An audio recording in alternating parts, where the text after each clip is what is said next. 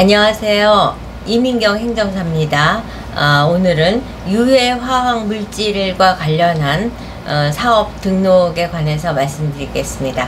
여러분 좋아요, 구독, 알림 잘 부탁드립니다. 유해 화학 물질을 갖고 이제 사업을 하기 위해서는 여러 가지 유형의 사업들이 있습니다. 이제 여러 가지 유형의 사업이 유해 화학 물질 제조업, 또 사용업, 또 보관 저장업, 보관하는 판매업, 이런 여러 가지가 있는데, 이제 사실은 보관하지 않는 영업과 그 다음에 운반업 정도가 이제 등록이 용이한 것이고, 사용업이라든가 제조업 같은 경우는 등록 절차가 아주 까다롭습니다.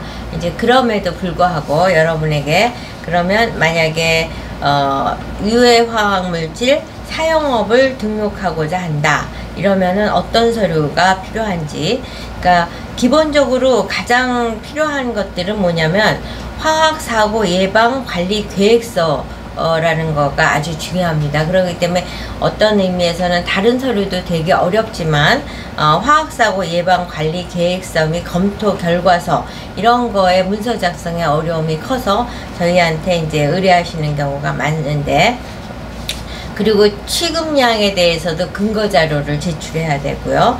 그러면 이제 오늘 저번에 우리한테 의뢰해 주신 분의 경우를 보면은 메탄올 50%인 원료를 탱크롤리에서 10% 이내로 희석해서 이 희석된 메탄올을 판매하려고 하는데, 이럴 경우에 어떤 허가를 받아야 되는지 하는 문의를 해 주셨습니다. 이럴 때는 유해 화학 물질로 희석 이제 제조업 허가를 받아야지 가능하게 되고, 또 10%로 희석된 메탄올이라고 하더라도 유해 화학물질 사용업을 허가 받아야 됩니다. 그러면 제조업 내지는 사용업을 허가받기 위해서는 어떤 서류가 필요하냐면은 건축물 대장, 어떤 장소에서 이 사업을 하느냐에 대한 걸 표현하기 위해서 건축물 대장과 임대차 계약서가 필요하고요. 그 다음에 연간 취급 예정량, 그 다음에 취급시설 설치 내역, 또 타 법령과 관련해서 검토한 확인사항, 그 다음에 법인 등기부 등본, 또 모든 임원들의 기본증명서. 기본증명서를 제출할 때는 이거는 범죄 사실을 확인하겠다는 의미가 간접적으로 시사되어 있는 문서라고 보시면 됩니다. 그리고 또 임원들의 주민등록번호, 또 모두 기재된 법인 등기부 등본이 필요하고요. 사전에 신고기관에 제출한 유해 화학물질 취급시설 검사 결과 신고서, 그리고 설치 검사 결과서, 화학사고 예방관리 계획서 검토 결과서, 또 환경책임보험 가입서, 또 관리자 선임서가 또 필요하고요. 그 다음에 이제 MSDS가 필요한데, MSDS를 갖추지 못했을 경우에는 저희한테 의뢰를 하시는 경우도 있는데, 사실은 MSDS 발급비가 이렇게 유기화학물질 등록비와 맞먹을 정도 수준이기 때문에 가능하면은 MSDS는 확보해 갖고 오시는 게 좋다는 말씀을 드립니다. 이렇게 이제 사용업이라든가 제조업은 굉장히 엄청난 서류를 요구하는데, 이에 비해서 이제 보관하지 않는 판매업은 조금 간단한 절차를 거치기 때문에 저희가 이제 유해 화학물질과 관련해서 사업을 하기 위해서 연락을 주시는 분들에게는 가능하면 보관하지 않는 판매업을 하시라고 이제 권유를 해드리는 편입니다. 이와 같이 보관하지 않는 판매업에는 이제 서류가 비교적 간단해서 건축물 대장과 임대차 계약서, 이거는 어떤 사업을 하든지 사무실이 있어야 되니까 이건 필요 서류인 거고요. 취급 예정량 자료, 관리자 선임서, 또 관리자를 선임한 거에 대한 선임 신고서인데, 이 관리자 선임서가 요구되는 이유는 관리자가 교육을 받아야 되거든요.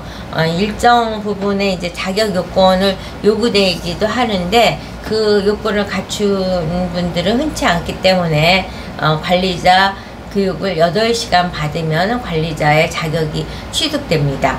그리고 납품받을 물질의 MSDS, 이제 만약에 운반업을 할 경우에는 지금 말씀드린 자료 이외에 차량 등록증 사본하고 차고지 증명서 및 세차장 위탁계약서, 그 다음에 화물 자동차 운송사업자 허가증, 이것이 이제 필요한 것이 운송업입니다.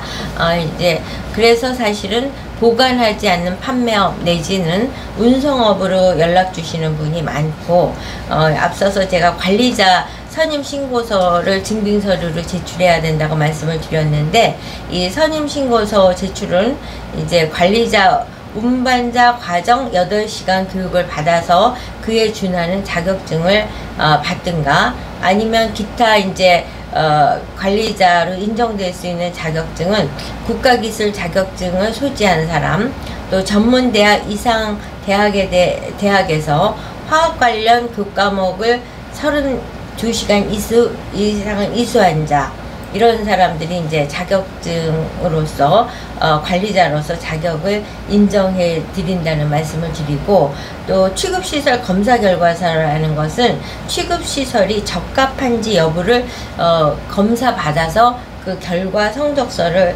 제출해야 되는 겁니다. 이와 같이 유해화학물질, 최근에는 대한민국에서 화학, 유해 뭐 이런 식의 화학물질에 대한 취급에 대해서 굉장히 엄격하게 이루어지고 있기 때문에 간단치가 않습니다. 그런데 그에 비해 그 중에서도 유해화학물질 보관하지 않는 판매업이나 운송업은 비교적 간단하기 때문에 유해화학물질을 관리하시는 경우라면 가능하면은 보관하지 않는 판매업이나 운송업을 하실 것을 강추하고 있습니다.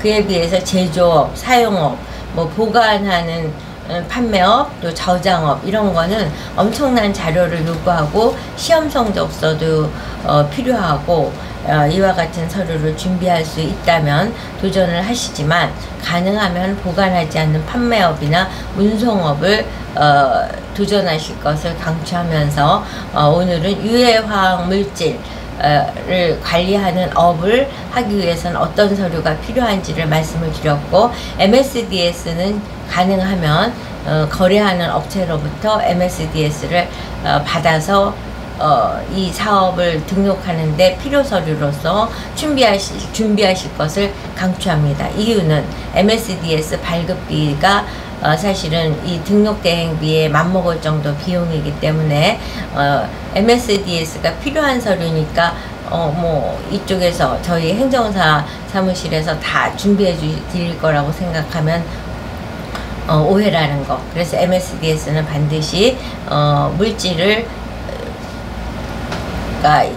판매하는 그 업체로부터, 구입하는 업체로부터 확보해서 유해화학물질 사업을 도전하실 것을 강추합니다.